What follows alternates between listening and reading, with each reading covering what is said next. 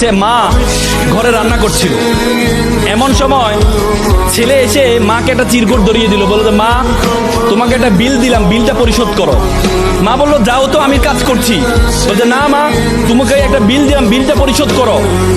মা কাগজটা খোলার পর দেখলো ছেলে লিখেছে যে মা তুমি রান্না করার সময় বিভিন্ন সময় আমাকে বিভিন্ন জিনিস আনতে বলো, এটার জন্য 100 টাকা বিল। তুমি আমাকে গাছে পানি দিতে বলো, এটার জন্য 100 টাকা বিল।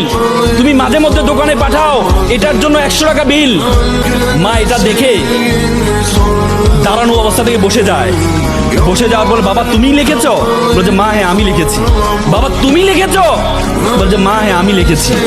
বললো যে এক কাজ কর, তোমার জন্য আমি একটু নুডলস রান্না করেছি, নুডলসটা তুমি খাও আর তোমার বিলটা আমি নিয়ে আসতেছি, তুমি একটু ওয়েট করো।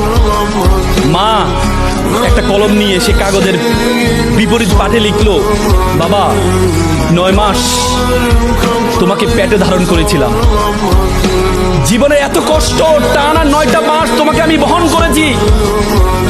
রাতে ইচ্ছে করতো একটু ডান পাশ হই, কিন্তু ডান পাশ হতাম না। আমার বাবুটা যদি পেটে ব্যথা পায় সেজন্য আমি ডান পাশ হতাম না।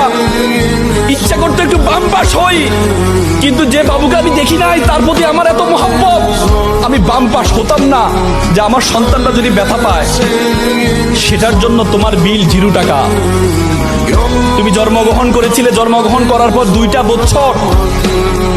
বছর যে পরিমাণ ঘুম ভেঙেছে আমার, যে পরিমাণ প্রায় 6 মাস টানা 6 মাস পরিমাণ ঘুম আমি ঘুমাই নাই আমার সন্তানের জন্য, সেটার জন্য বিল 0 টাকা। তুমি পিঠা পছন্দ করতে, ওই দিন পিঠা রান্না করেছিলাম তোমার জন্য, পরিবারের সকলেই পিঠা খেয়েছে। সর্বশেষ একটি পোড়া পিঠা ছিল, সারাদিন কিছু খাইনি, চিন্তা করেছিলাম পিঠাটা খাবো। তুমি বাইরে থেকে দৌড়িয়ে এসে বললাম মা এটা কি অন্য পিঠা, এই পিঠাটা আমি খাবো। আমি তোমার দিকে একটু তাকিয়ে আমার সন্তানের হাসি দেখে নিজের পেটের মধ্যে যে খিদা আছে সেই খিদার দিকে আমি তাকাইনি, সেই খিদার দিকে আমি তাকাইনি। আমি তোমাকে সেই পিঠাটা দিয়ে দিয়েছিলাম, তুমি খাচ্ছ।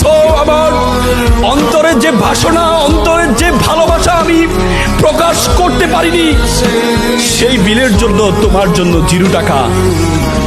সন্তানকে যখন দেয়া হলো, সন্তান এটা দেখে মাকে জড়িয়ে ধরে কান্না করে বললো মা তোমার কাছ থেকে কোনো বিল আমি চাই না। চুমু খেয়ে ছেলে কান্না করে দিয়েছিল। আজকে আমরা প্রতিদান চাই, কিন্তু মা বাবার প্রতিদান তুমি কখনো দিতে পারবা না।